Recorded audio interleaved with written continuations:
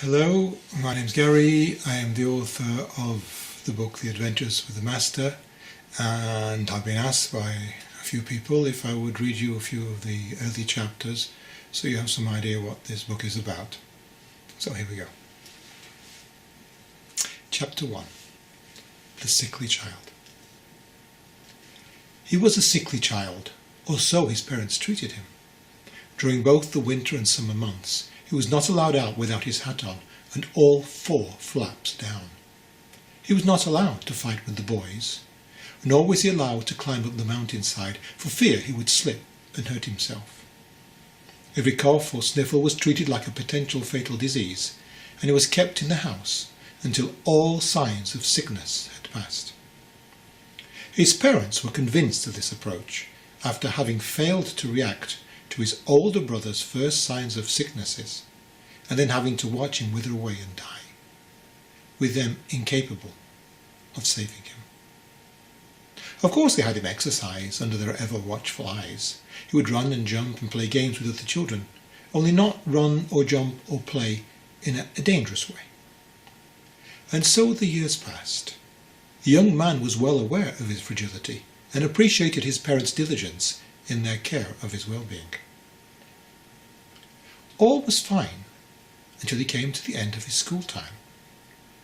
As the family had little wealth, the only options open to the young man were to go and work in the barley fields, to join the army, or enter the local monastery and train to become a monk. Working in the fields was a physically tough job. Just planting the quink would be more than the boy could cope with, never mind all the rest, and with a short growing season he would be working almost non-stop. As for the army, that was of course totally out of the question. So the only possibility left was that of the monastery. A major problem, however, was that the life and discipline of a young novice monk was not without hardship, and from the point of view of his protective parents, not without danger. The only solution was to beg an audience with the young master, the name given to the now head of the monastery by his own master, due to the fact he was the youngest monk ever to have reached that level. The parents sent a message to the monastery, pleading for a meeting with the master to explain the situation. The message was received, and a young monk was dispatched to the house to listen to what the parents wished to discuss. They were a little put out that they were expected to talk to this young monk and not directly to the master himself, but he reassured them that he was there simply to listen to their desires and to find out a little more about their son, so the master would not have to waste his time asking relatively unimportant questions, and they could then discuss the important issue directly without introduction. The spring was here, but was passing quite quickly. The fields were being prepared to be sown for the barley crops, and young men were already joining the village workforce. Others were leaving to begin their training for the army. Those that had offered themselves up to become monks had already been accepted to enter the monastery. Only the sickly child had not yet been summoned to meet the young master, and he was the only one who could decide on who could enter. Already, every morning, waiting for the message to arrive had become a type of slow torture, to be summoned to their interview, because it was also the parents who were waiting to speak to the venerable master, so as to explain exactly why their son had to be accepted to become a monk, but due to his fragility he would need to be given a special program so not to strain his sickly body too much. The days passed, and the family became increasingly stressed, for the period of choosing was all the same limited. The army recruits had now left, and the fields were advancing with the necessary preparations. Even though the novice monks were still with their families, all was arranged for their training, and each had been assigned to a master who would oversee the first part of his initiation. The parents of the other boys were beginning to gossip and point at them from little huddles, in corners, in the marketplace, in the square. But worse, much worse than that, was the knowledge that quite soon the head of the monastery would be leaving to pass the hotter summer months in his mountain cabin, in retreat, with only one privileged young monk in attendance. If he should leave before accepting the boy into the order, they would have no option but to send him into the fields, to work his poor fragile body from morning till night under the blazing sun, with a high chance of being caught in one of the many heavy summer rain showers. They tried on several occasions to inquire as to the likely moment of the interview, but each time they had to accept the same response. The master was aware of their demand and will send for you in due course. The days continued to pass, the neighbours to gossip, and the sun to climb higher and higher in the heavens at midday. "He's going to go up the mountain. He's going to leave our son to die working in the fields," groaned the mother. "Go again and demand to see the master." "But I went only yesterday. If I keep going every day, we might vex them, and then all will be lost. If he leaves for the mountain, all will be lost anyway. At least they'll be reminded how important it is that we see him."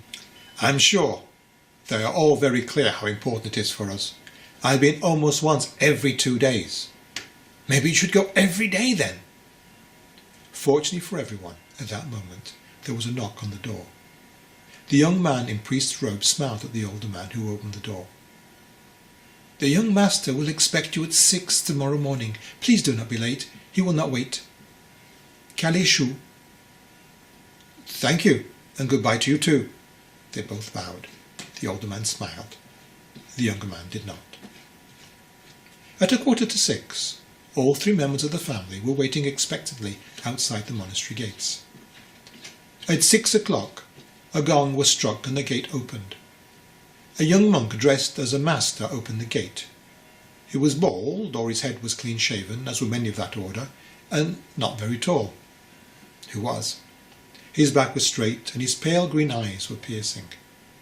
It was only when he started to speak, and they heard the whistle behind his words, they realized he was in fact much, much older than he seemed, that his skin, although still tightly covering his face and neck, was a mass of deeply etched lines, and his hands had so many brown patches on them it was hard to find the white skin underneath. "Master," the father cried, placing his palms together in front of his heart and bowing slightly, "thank you for agreeing to see us. We have waited impatiently for this day." Patience is an important virtue. He then stopped, turned round, went back through the gate and closed it gently. The family looked at each other, not understanding. Several seconds later, the gate opened and the monk reappeared. He looked gently but firmly at the father, gave a slight bow and said, "Good morning." They were still mystified, and suddenly the mother screamed at the father, "The scarf, you fool! You have forgotten all your manners!" The father quickly searched in his pocket and pulled out the jalda that he'd prepared to offer the master.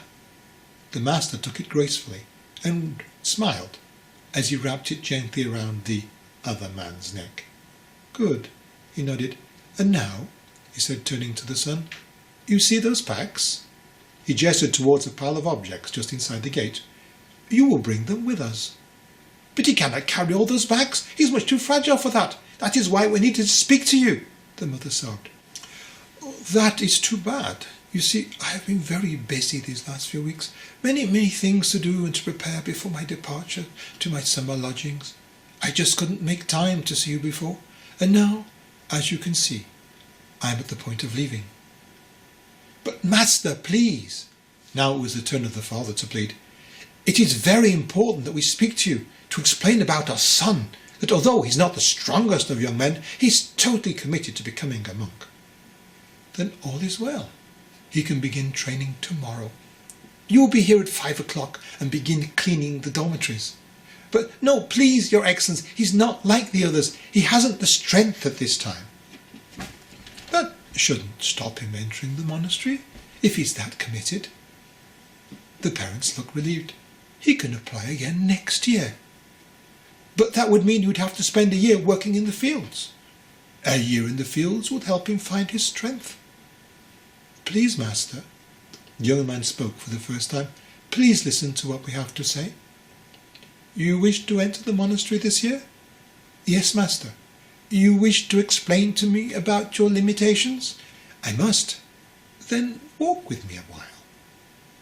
When all that we need to share we have shared, you can release yourself from your burdens and return here. Someone else then will take your place, and I will continue my journey with another." "But he can't possibly carry all those things up a hill." "Mother, It seems that is the only way. We will talk a while, then I will leave the space for someone stronger, and he can finish the journey with the master. Kalishu. Kalipai, my son. The father turned, protecting his wife with his arm across her shoulders, to leave his only remaining son. Somewhere he knew he would never see this sickly, fragile boy ever again. Somewhere he was totally right.